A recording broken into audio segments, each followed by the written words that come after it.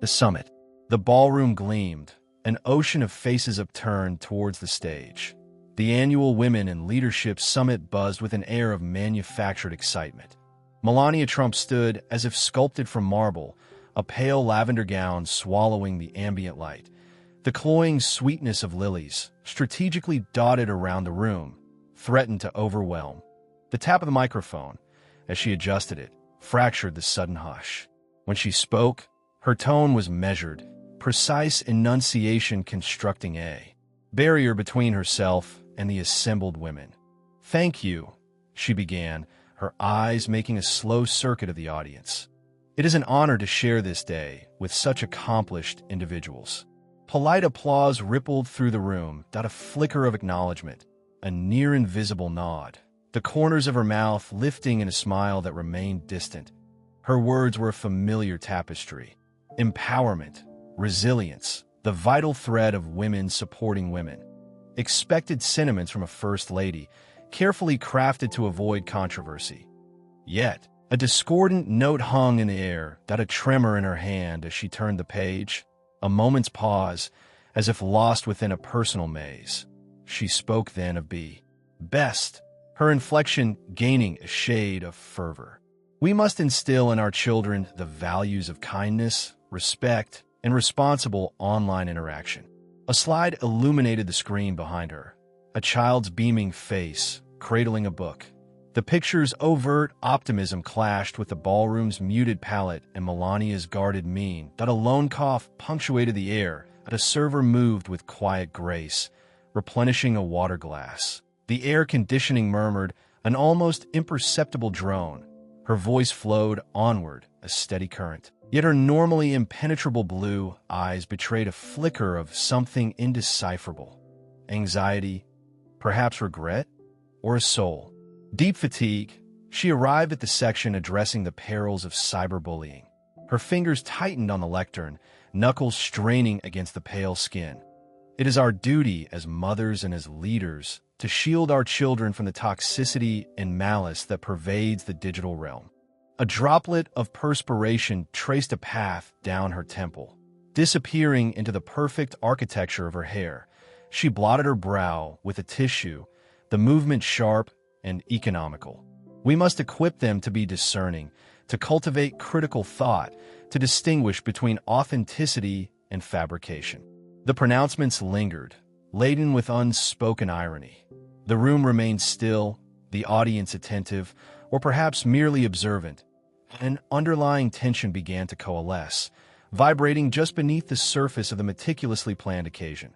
The ambience shifted, the lights softened, and the screen transitioned from the static image to a video.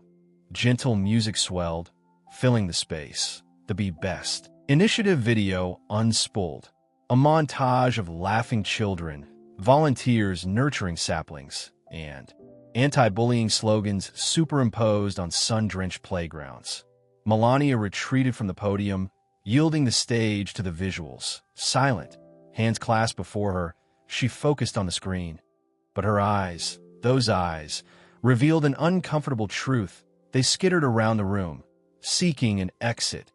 Vulnerability, an emotion rarely glimpsed in public, shone in their depths on screen. Children recited anti-bullying odes that a narrator conveyed the importance of empathy and compassion in soothing tones. The images were undeniably affecting, engineered to elicit hope and goodwill. Yet Melania seemed unaffected, even repelled. Her shoulders sagged, ever so slightly. The color seemed to leach from her complexion. She took a barely discernible step backward, as if distancing herself from the unfolding scenes. The music peaked as the video drew to a close. The final frame displayed children holding hands, their faces alight with innocent happiness. Be Best emblazoned the screen in bold letters DAS. The lights returned.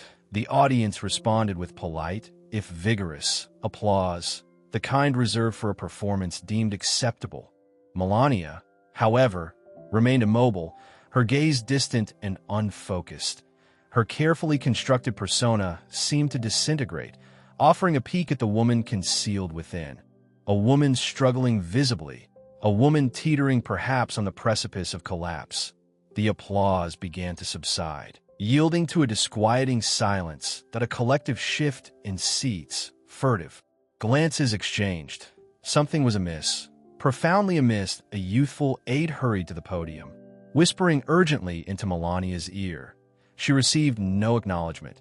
Melania continued to stare vacantly ahead, her eyes devoid of focus. The aide repeated the attempt, her voice tinged with rising panic. "Mrs. Trump, are you all right?" Still, no response. Then, gradually, almost imperceptibly, Melania's knees began to give way. A hand flew to her mouth, stifling a gasp. Her eyes widened, reflecting a burgeoning horror. And then, she plummeted. Not a graceful descent, not a swoon, but a total and abrupt crumpling. She collapsed to the floor, her lavender gown spreading around her like a shroud that a collective intake of breath swept across the room. The music died, replaced by a chorus of alarmed voices. The aide's shriek pierced the air. Security personnel surged forward, the carefully orchestrated world of the Women in Leadership Summit shattered, revealing the raw, unscripted reality beneath. Melania Trump lay still, her face pale and twisted. And in that instant, as cameras flashed and whispers escalated, one thing became clear.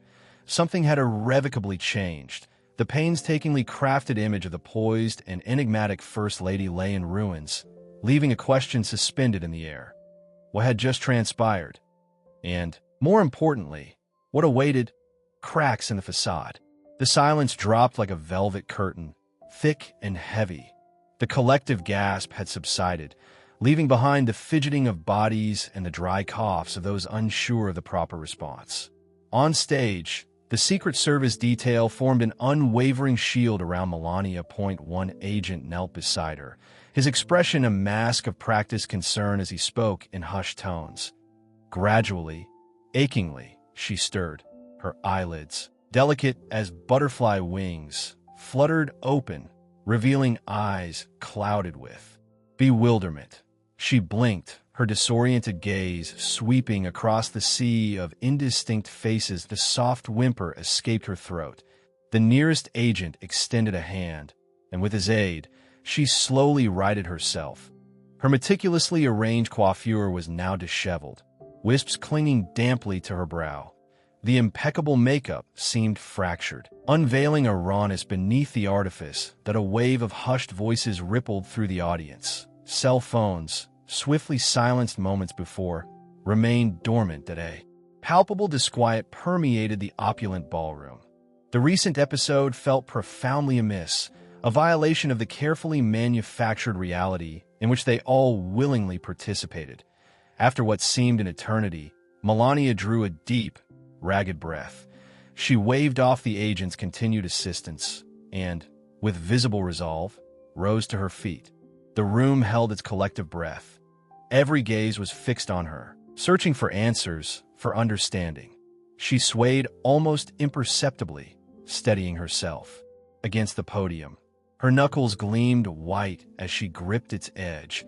Another deep inhalation. Her gaze swept across the multitude, and for a fleeting instant, a flicker of unvarnished emotion crossed her features. It was a transient glimpse, barely perceptible, yet undeniably present.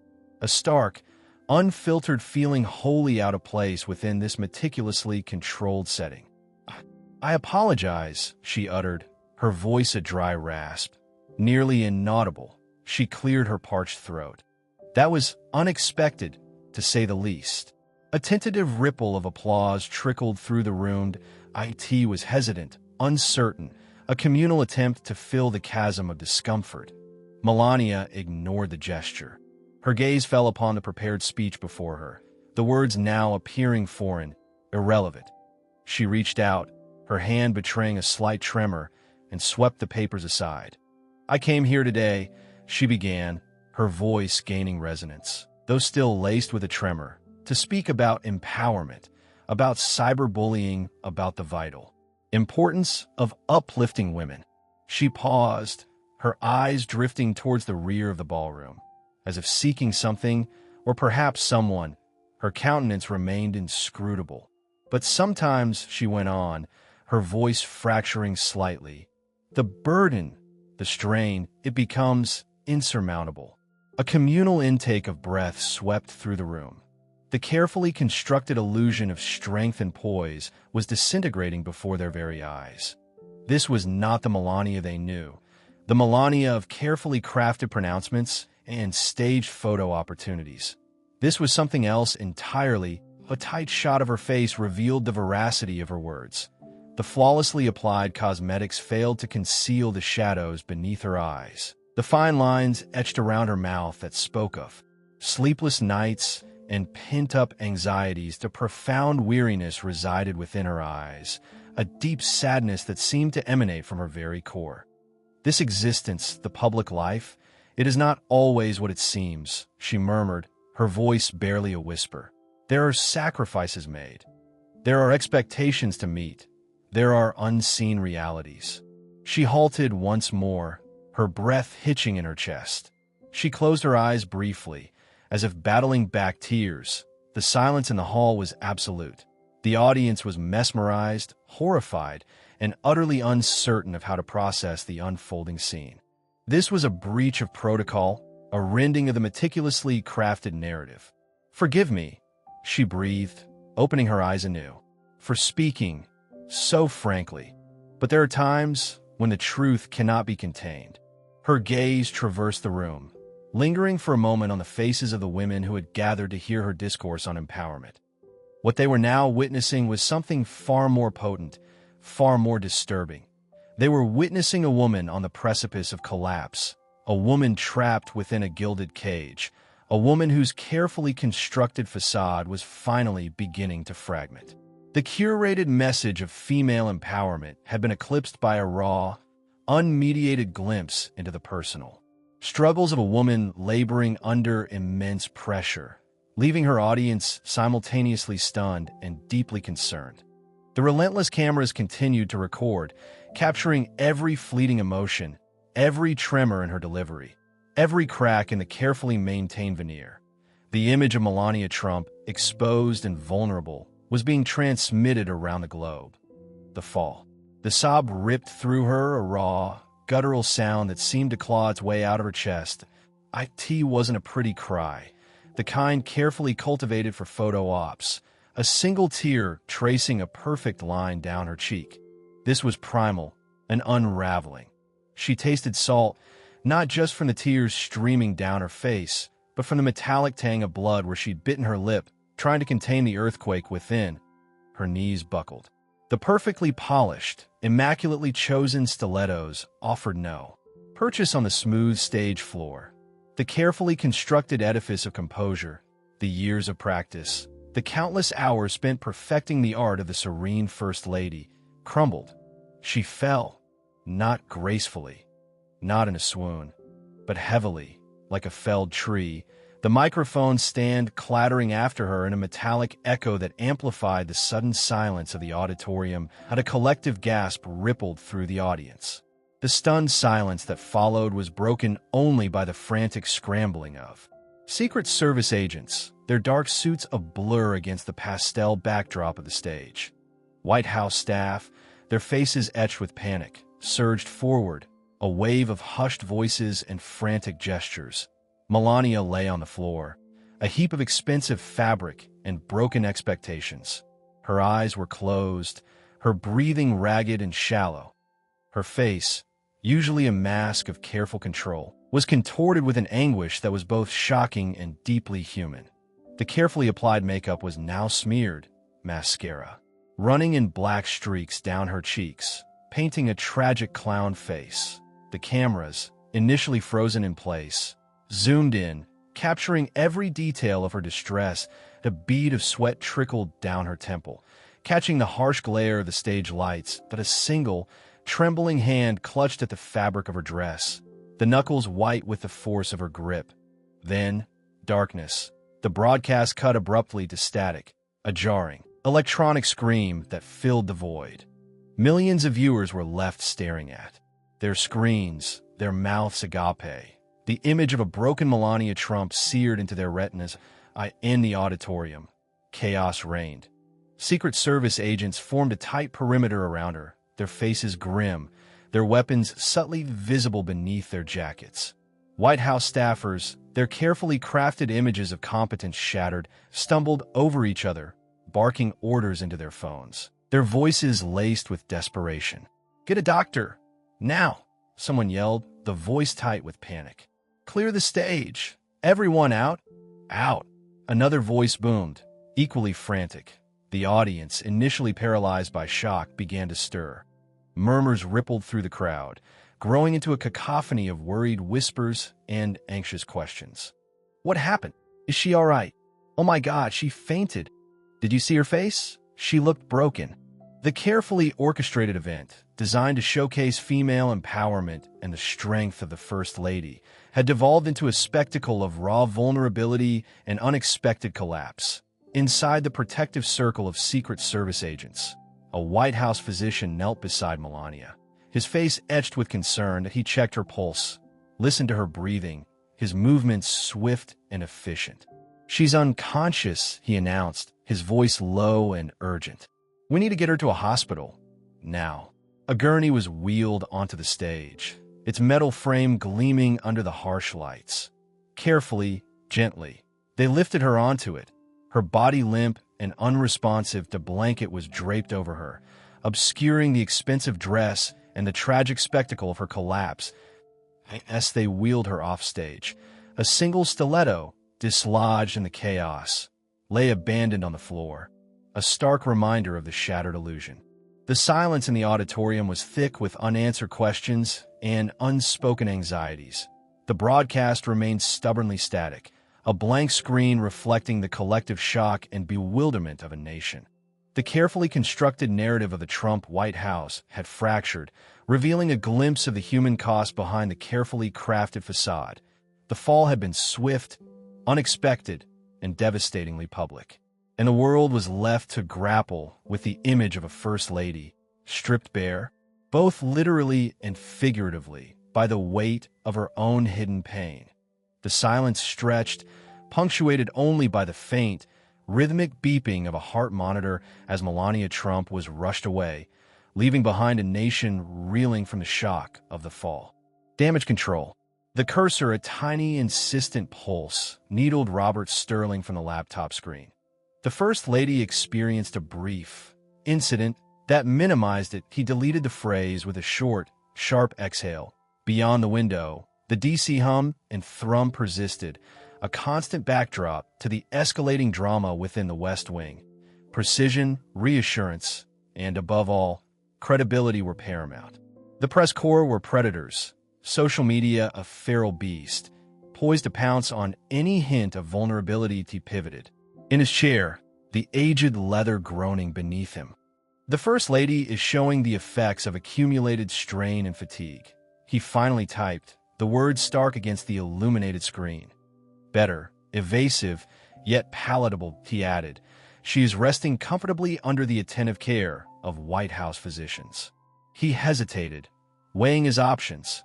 Less was more. He tagged on a closing sentence. We are grateful for the outpouring of support and concern. Standard boilerplate, but unavoidable that he scrutinized the statement. Searching for lurking ambiguities, he envisioned the looming press conference, the incisive questions, the voracious appetite for details he couldn't divulge. Robert kneaded his temples, the nascent ache of a headache blossoming behind his eyes. This was his arena, the craft of shaping perception. Years he'd dedicated to refining it, weaving tales for captains of industry, elected officials, and now, the executive branch, that he'd discovered that truth was fluid, easily molded by perception and timing. That he clicked send, the statement streaking through the digital arteries of the White House and into the insatiable maw of the internet.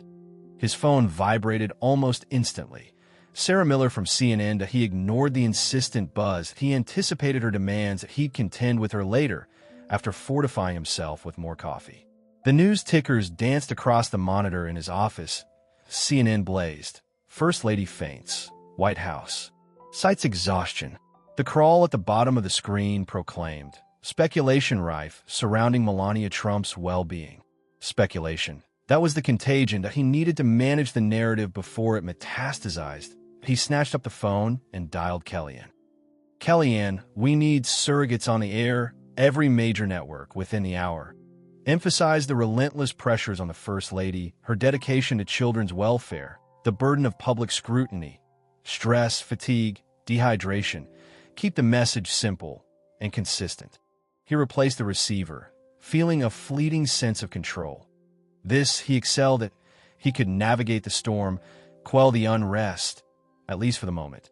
Yet beneath the surface, a disquieting feeling lingered. He'd seen the footage, he'd witnessed the raw, untamed emotion on Melania's face before the broadcast abruptly cut away. IT transcended mere exhaustion. That IT was something deeper, something elusive. That he glanced at his Twitter feed, that a digital war zone of conjecture, accusations, and outlandish theories. Hashtag Melania meltdown, hashtag free Melania, hashtag Trump curse were all trending. Some claimed illness, others abuse, still others a calculated PR stunt.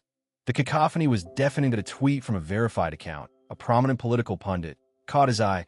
Is Melania Trump sending a distress signal? Her sudden collapse calls into question the tensions festering inside the White House. Hashtag MelaniaGate. Robert cursed under his breath. Precisely the scenario he sought to avert. He had to extinguish this fire, and do it swiftly. He composed a tweet of his own. The First Lady is a woman of strength and unwavering commitment, dedicated to the American people.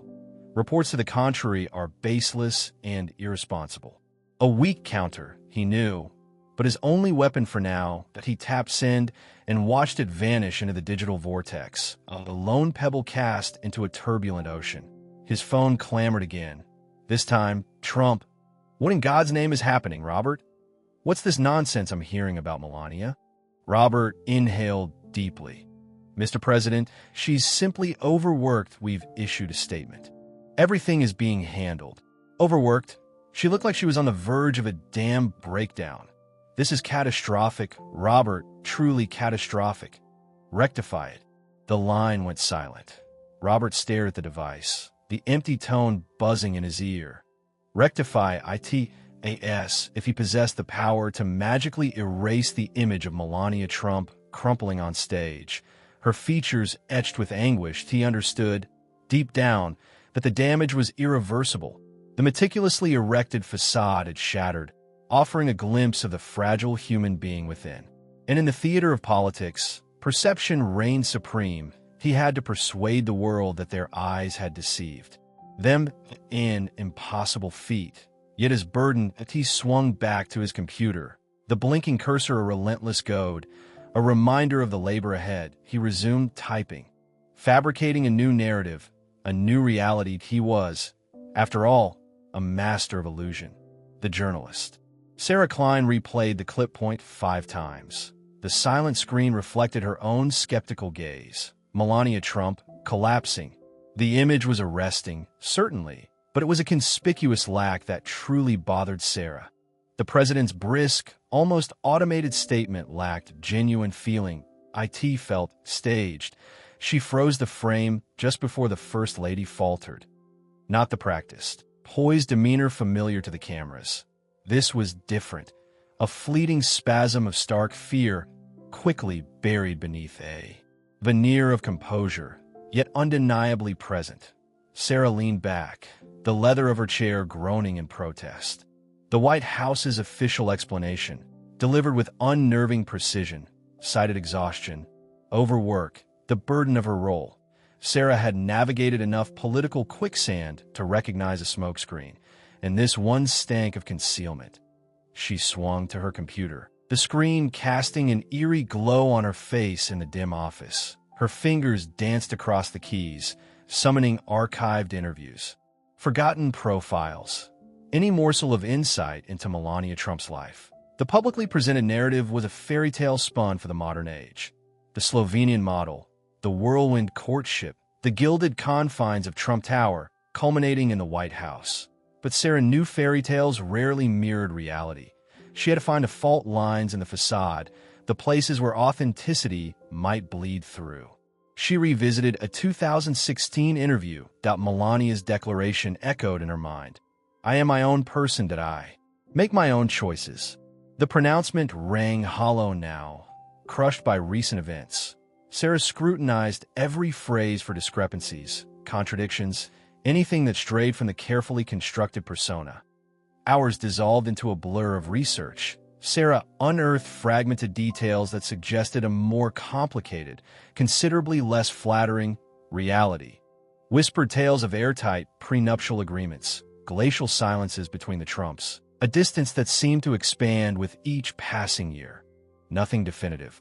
Only slivers of truth, phantoms lurking at the edges. The shrill ring of the phone cut through the stillness. IT was her editor, Tom. Sarah, what have you got on this Melania situation? His voice, brusque as ever, brooked no delay. The networks are devouring this. Everyone's clamoring for answers. I'm digging, Tom, Sarah replied, her voice strained. The official line is garbage. Something else is definitely at play. That's what I want to hear. Hand me something with teeth, Sarah. Something that'll make them pay attention. Sarah hung up, the pressure intensifying. She needed a breakthrough. She needed an insider. She navigated her contact list, pausing at a name untouched for almost 2 years. Emily Carter. Emily, a junior press aide during Trump's early days, had been a promising source. Emily had abruptly resigned, citing personal reasons, yet Sarah suspected a deeper motive. Sarah hesitated, then tapped the call button. The phone echoed several times before Emily answered, her voice tentative. Sarah, is that really you? Emily, long time no see. Hope you're doing okay. Sarah kept her tone light, approachable. Managing, Emily replied, a wariness creeping in her tone. What can I do for you? I'm chasing a story about the First Lady, Sarah stated, dispensing with pleasantries. The recent incident, and I was hoping you could offer some perspective. A protracted silence followed. Sarah could practically feel Emily's internal debate crackling through the line. Sarah, I honestly don't know anything, Emily finally said, her voice taut. I haven't been there in ages. I'm completely out of touch. Come on, Emily, Sarah pressed, her voice softening. I know you that you're not one to simply walk away without a compelling reason. Something happened there. Something you witnessed. Another pause. Sarah held her breath, anticipation mounting. Look, Sarah, Emily whispered, her voice barely audible. I can't discuss this over the phone, that it's complicated, very complicated. Then let's meet, Sarah urged. Neutral territory, coffee, just a friendly chat. Emily hesitated again. I don't know. Emily, if you possess information, you have an obligation to speak up, Sarah insisted, her tone firm but understanding. This isn't idle gossip. This is about accountability. Finally, Emily relented with a sigh. Okay, she said reluctantly. But not around here. I'll text you an address. And Sarah, please be careful. Sarah disconnected, a jolt of adrenaline coursing through her. The IT was a slender thread, but a thread nonetheless. Emily was afraid. Afraid enough to risk everything to talk.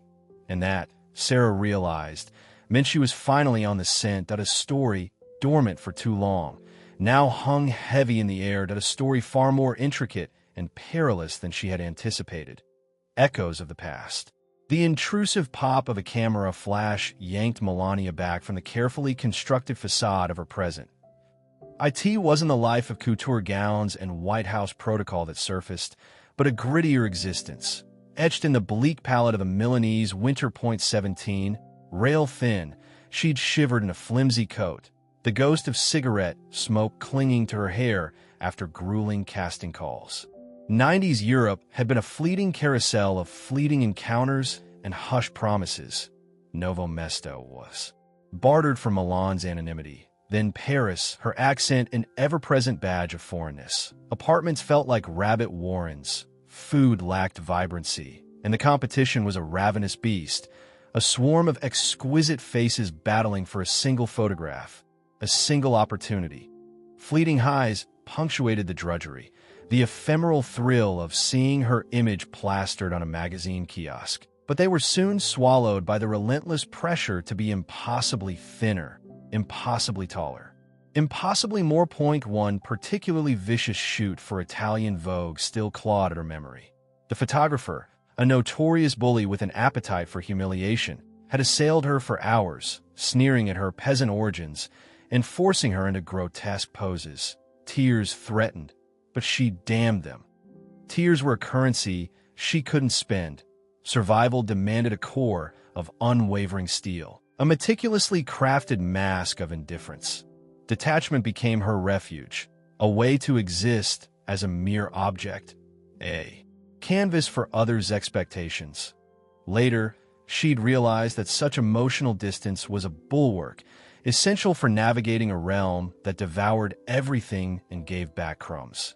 Years later, the shield would gleam with polish, yet the steel heart persisted. Now, the flash transmuted into the extravagant chandelier of a Manhattan penthouse. The atmosphere pulsed with the saccharine aroma of costly perfume and the drone of self-important chatter.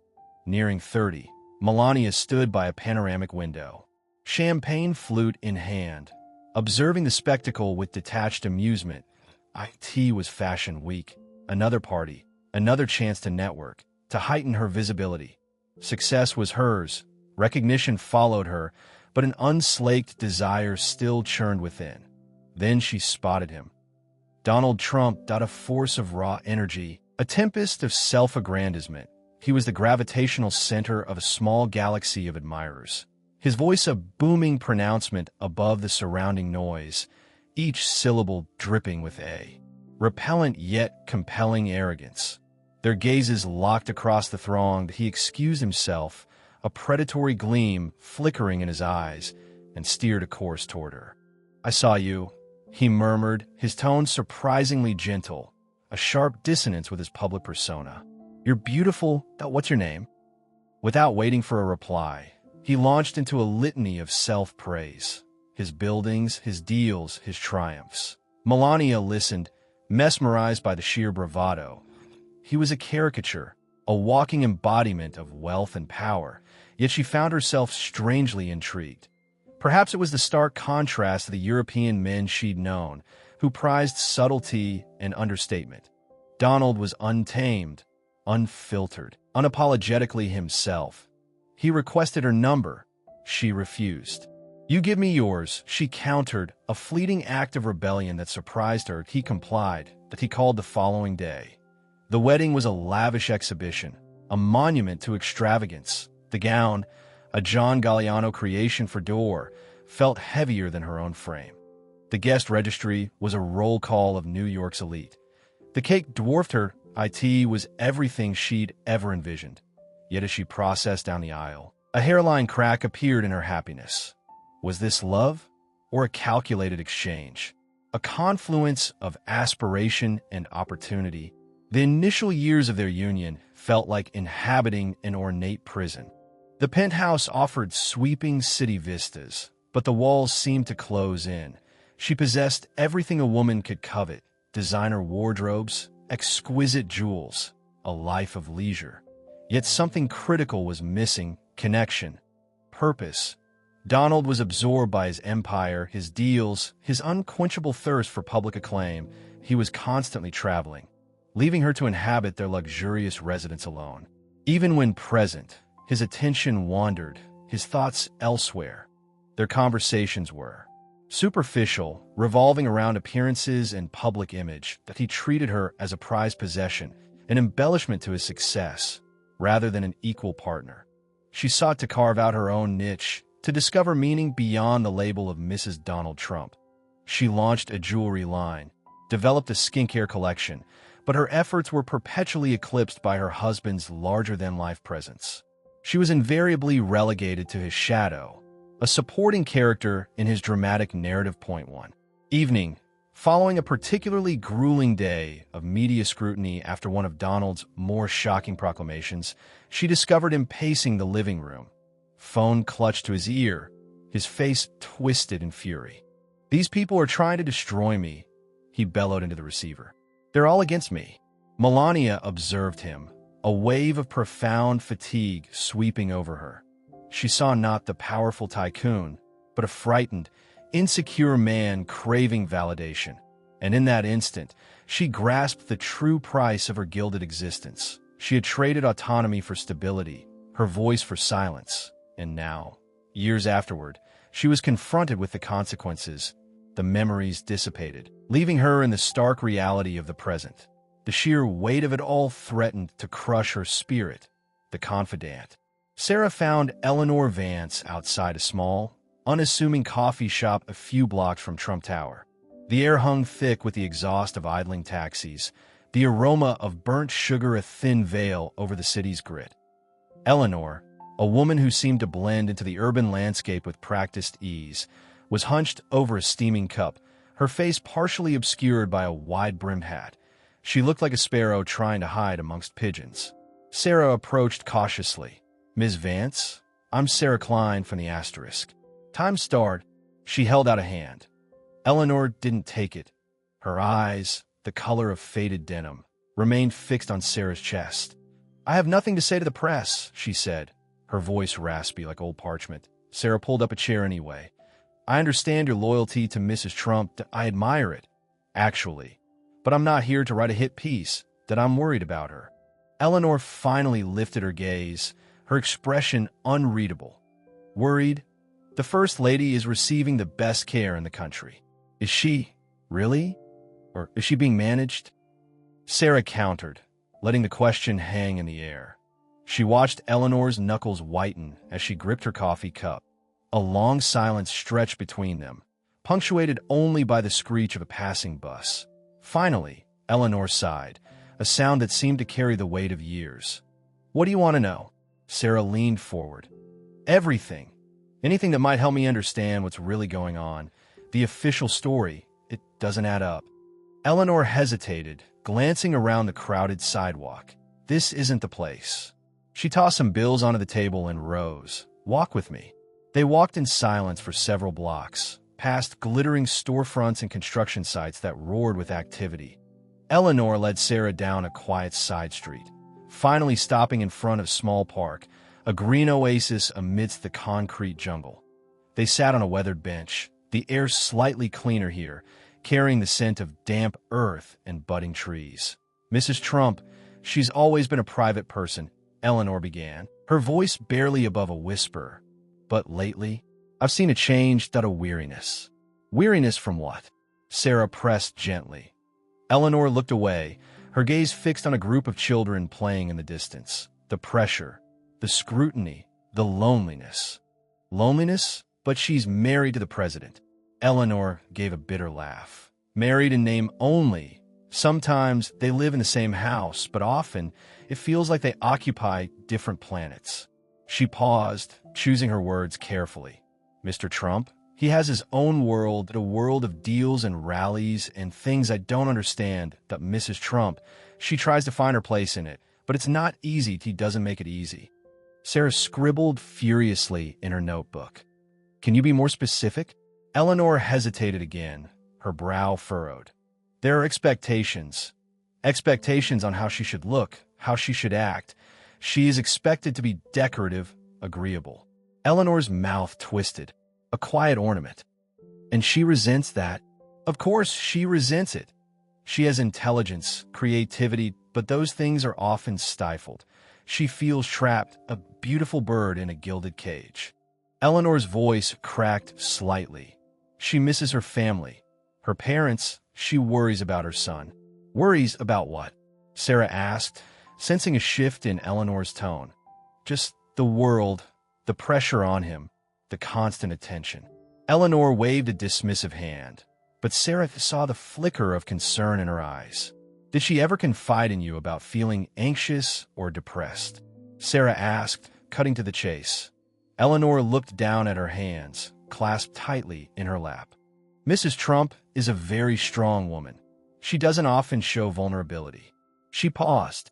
"But there have been moments where I've seen the cracks in the facade." She recounted a specific incident a few months prior, when Melania had become visibly distraught after a particularly scathing news report. She'd locked herself in her room for hours, refusing to speak to anyone. Eleanor had coaxed her out, offering comfort and a listening ear. Sarah pressed further. The collapse on television, did she say anything about that afterward? Eleanor shook her head. She hasn't said much of anything, that she's withdrawn, more so than usual. A tear escaped and traced a path down her weathered cheek. I'm worried about her, Sarah. I truly am. Sarah closed her notebook. She had what she needed, or at least a starting point. She looked at Eleanor, her face etched with worry and exhaustion. Thank you, Ms. Vance, that you've been very helpful. Eleanor simply nodded, her gaze fixed on the distant figures of the playing children. Sarah knew, with a certainty that settled heavy in her stomach, that the carefully constructed narrative surrounding Melania Trump's exhaustion was a lie. And the truth, whatever it may be, was far more complicated and far more dangerous. The gilded cage was starting to look a lot like a prison. The exposé. The Washington Post homepage presented a facade of tranquility to a spare layout. The familiar "Democracy Dies in Darkness" masthead, and amidst the day's top stories, the headline that made Sarah's pulse quicken. First Lady's silent struggle. Inside Melania Trump's White House isolation. Byline. Sarah Klein, IT, was there. Weeks of meticulous digging and agonizing interviews had culminated in this digital Molotov cocktail. A nervous current vibrated beneath her skin. More than a mere political takedown, this was an unsettling glimpse into a life lived behind shimmering bars, the story of a woman suffocating from unspoken burdens. The piece contained no outright accusations, nor did it need to. Instead, it offered a carefully constructed mosaic of observations. Melania's scarce appearances, her increasingly distant gaze, the contrast between the manufactured persona and the testimonials gleaned from her inner circle. Eleanor Vance's words, shielded by anonymity, shaped a portrait of a spirit slowly being extinguished. The recounted incident, with its raw display of Melania's anguish, served as the narrative's aching core. Sarah pushed away from her desk. The screen's luminosity reflected in her dilated pupils. The repercussions, she knew, would arrive swiftly, brutally, and likely without mercy. Her only solace lay in the hope that her sources remained protected. The internet detonated within minutes. Like tinder to flame, the article ignited the digital world. Hashtag Free Melania and hashtag Silent First Lady dominated Twitter's trending topics. Cable news interrupted scheduled programming, the headline flashing like a warning beacon. Talking heads wrangled over the implications, their voices escalating into a discordant chorus of conjecture and indignation. Online comment sections devolved into digital battlefields, partisans clashing in furious bursts of invective. The White House switchboard became a casualty. Robert Sterling was mired in yet another agonizing conference call about infrastructure. When his phone began its insistent buzzing, he waved off the initial interruptions. But when the chief of staff materialized in his doorway, his features a study in barely contained rage. Sterling understood the gravity of the situation. Turn on the goddamn TV, Robert. The chief of staff snapped, retreating down the hall. Sterling stabbed at the power button on the nearest monitor. There it was, Sarah Klein's story plastered across every network. A wave of icy premonition swept over him.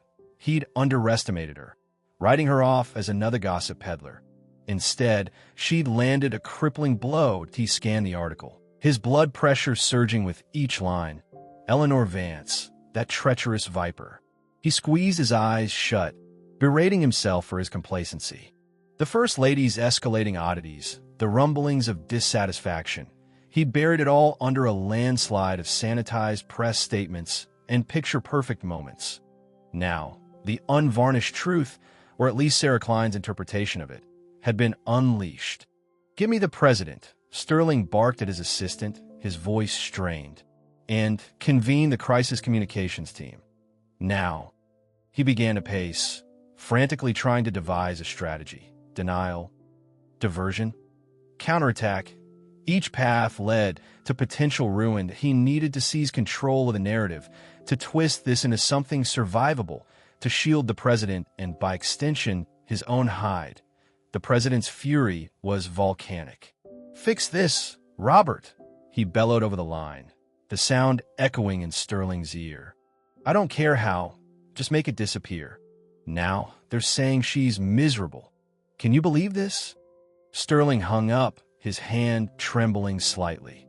This transcended mere PR damage. It was a political inferno to imagine Melania, isolated in her quarters, the television screens reflecting her anguish back at the world, a faint whisper of something akin to remorse brushed against him, quickly snuffed out by the urgency of the moment. Sentimentality was a luxury he couldn't afford.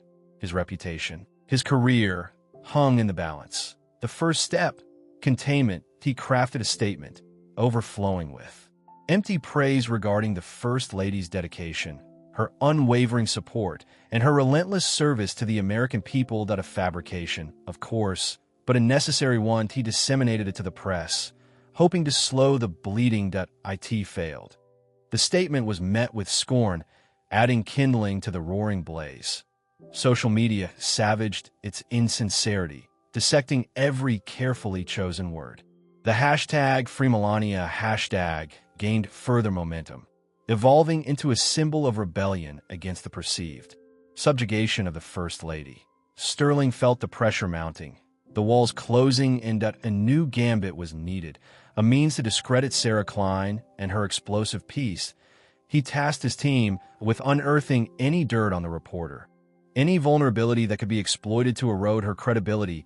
A repugnant tactic, he knew, but desperation left him little choice. Meanwhile, back at the Washington Post, Sarah Klein observed the ensuing pandemonium with a mix of trepidation and somber satisfaction. She understood the magnitude of what she had set in motion, a chain reaction that could reshape everything. Her only hope was that she had done the right thing. She thought of Eleanor Vance, of Melania, confined within her gilded cage. She had provided them with a voice. Now, it was up to the world to truly listen. The ultimate reckoning remained to be seen, breaking the silence. The message flashed on Sarah's secure app. Meet me. Old Ebbett Grill, booth 7. Noon. No signature, yet recognition bloomed in Sarah's chest.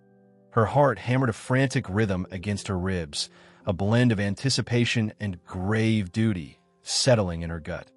This was the moment. Arriving well ahead of time at the grill, the mingled aromas of briny seafood and aged timber filled her senses. Booth 7 nestled in a shadowy recess. She slipped inside, the cool, supple leather a welcome touch. She requested black coffee, her hands betraying her nerves with a slight tremor. Precisely at noon, Melania appeared. A severe black dress and concealing sunglasses hid her features, her hair sculpted into a tight coil. Beneath the poise, Sarah perceived an unexpected vulnerability. Trailing behind, looking smaller than remembered, was Baron, clutching a well-loved copy of The Hobbit. "Thank you for coming," Melania murmured, her voice hushed. Removing the sunglasses, she revealed dark circles under her eyes. "I believe you have questions." Sarah nodded, setting down her coffee cup. "Mrs. Trump, I appreciate you confiding in me." Melania flagged down a waiter, ordering sparkling water for herself and a Coke for Baron. "Please, call me Melania." A fleeting maternal smile softened her hard lines as she glanced at her son. Baron wanted to be here. He understands more than they think. Baron looked up, his gaze surprisingly keen. "I want to hear what you're going to say about my mom." Sarah met his directness. "I want to tell the truth, Baron. Your mother's truth." Melania began tentatively, choosing her words with painstaking care. She recounted life within the White House's ornate confines, the relentless public glare, the stifling expectations. Loneliness permeated her narrative, a sense of disconnection from loved ones, of being a mere player in a drama she hadn't chosen. "Imagine," she said, her voice a breath. "Every outfit scrutinized, every syllable parsed, judged. Imagine the absence of privacy, no escape. Imagine being told what to believe, what to articulate, what to even feel." Baron listened, rapt, his eyes glued to his mother's face. He reached over and clasped her hand. Sarah broached the subject of the televised episode. The collapse to Melania's eyes remained shut for a prolonged moment. It was everything. All the strain, the demands, the disillusionment. something snapped. A solitary tear escaped, etching a glistening trail. She spoke of Donald with a weary tone that surprised Sarah. We were never equals, that I was a showpiece, a compliment. He valued my looks, my amenability, but he never genuinely saw me. She hesitated, searching for precision. He inhabited his own universe, a realm of adoration and control. There was no space for anyone else, not even me, not even Baron. Baron's grip tightened. Sarah inquired about her future aspirations. Melania's gaze softened, her affection for her son palpable. Baron takes precedence. I want him to experience normalcy, as much as feasible given the circumstances. That I want him shielded from incessant judgment, from ceaseless scrutiny. She refocused on Sarah, a spark of defiance igniting in her eyes. And I crave freedom. Freedom to be authentic, to make my own decisions, freedom to finally breathe fully. She expressed a desire to leverage her position, not for political gains, but to champion children, those who felt unheard and isolated. She aspired to be an advocate for kindness, for compassion, for mutual understanding. Baron, largely silent until now, finally interjected. Will people be kind to you now, Mom? His voice, small and vulnerable, mirrored his mother's. Melania reached across the table, gently pushing a stray lock from his forehead. I hope so, Baron. That I hope they will listen closely, and I hope they will try to understand. She looked at Sarah. That is my only wish. The interview concluded abruptly. Sensing the impending arrival of unwanted attention, Melania rose, drawing Baron close. Thank you, Sarah, she said, her voice resolute, for hearing me. Replacing her sunglasses, she erected a shield against the outside world. As they departed, Sarah felt weighted by a solemn obligation. She held a precious truth, a narrative capable of reshaping perceptions, of challenging entrenched beliefs. She knew the path ahead would be arduous, fraught with opposition and censure. Yet, she also recognized her duty to disseminate Melania's account, to amplify the voice of a woman long muted. A new chapter. The morning after the old Ebbet Grill, the White House hummed with a different energy. The gray cloud that had shadowed Melania, a constant companion, seemed to dissipate, replaced by a tentative sunbeam of optimism. She found Baron in the sun-drenched solarium, engrossed in constructing a Lego Empire State Building. Light poured through the panes, catching the shimmer of airborne dust and sharpening the focused cast of his young face. Good morning, she murmured, drawing up a chair. Baron offered a quick, shy smile.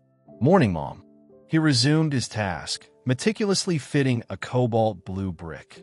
Watching him, a wave of maternal affection surged through her. She'd been so tangled in her own battles, within the gilded confines of her existence, that she'd failed to fully grasp its impact on him. His quiet nature, his preference for being alone, wasn't just inherent, she now recognized. They were shields. How about we play hooky today?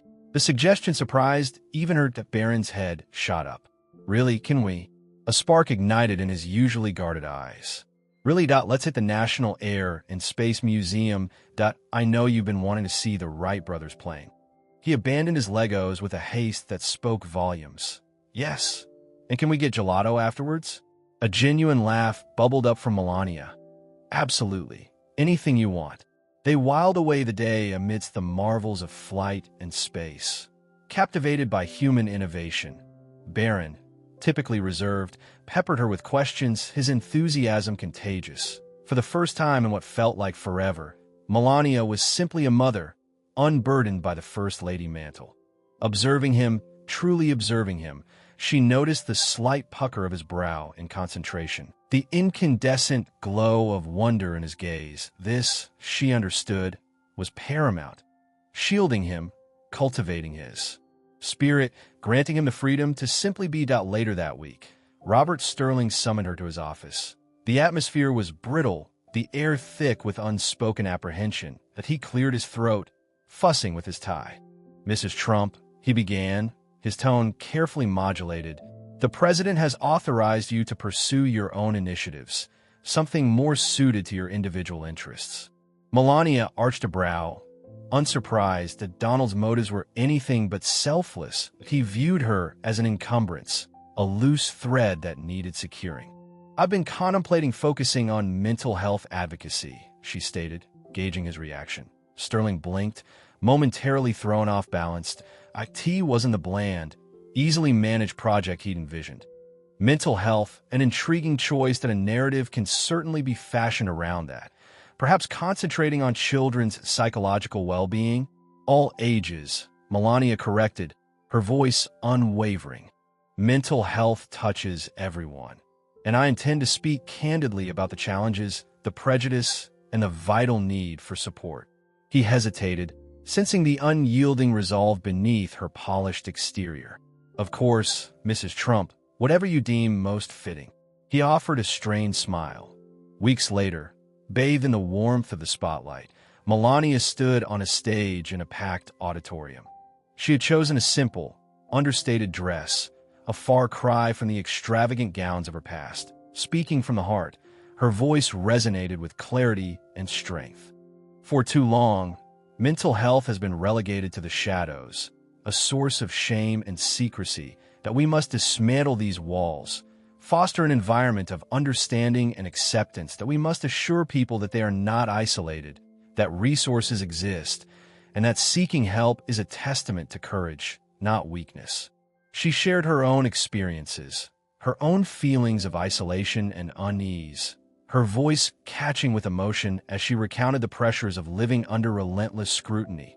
The audience listened intently, their faces mirroring a blend of empathy and comprehension. Barron sat in the front row, his eyes riveted on his mother, his expression a complex blend of pride and concern. He knew the immensity of her undertaking, the sheer bravery required to stand before that crowd and reveal her vulnerabilities. He gave the hand of his Secret Service agent a light squeeze, a silent expression of reassurance. As Melania concluded her address, a wave of applause crashed over her. Scanning the sea of faces, she felt a connection unlike any she'd known. This was her purpose, her true calling, to leverage her platform for positive change, to empower others to find their voices, to cultivate a world where mental well-being is valued and nurtured. In the ensuing months, Melania dedicated herself to her mission, traversing the country, consulting with experts, and spreading her message of hope and recovery. She found comfort in connecting with others who had navigated similar struggles, and she unearthed an inner fortitude she never realized she possessed. She also made it a point to devote more time to Barron, prioritizing their bond above all else. They explored museums, hiked scenic trails, and simply enjoyed quiet evenings at home, immersed in books and games. She ensured he felt cherished, secure, and knew that she would always be his steadfast anchor point. One evening, as they sat on the veranda of their new residence, a secluded estate far removed from the clamor of Washington, watching the sunset ignite the sky with vibrant hues, Barron turned to her, his eyes reflecting a quiet maturity. "Mom," he said, "you seem happier now." Melania beamed, a genuine, radiant smile that illuminated her entire face. "I am. Darling, I finally feel like I'm steering my own course on my own terms. And it's all thanks to you." She drew him close, wrapping her arm around him. The future lay before them, uncertain yet brimming with potential. Melania knew the path ahead might be challenging, but she was prepared to confront whatever obstacles arose, armed with her newfound resolve and the unwavering love of her son. The weight of the past had receded, allowing her to finally pen her own narrative, a tale of resilience, hope, and the enduring strength of the human spirit. She embraced this new chapter with open arms,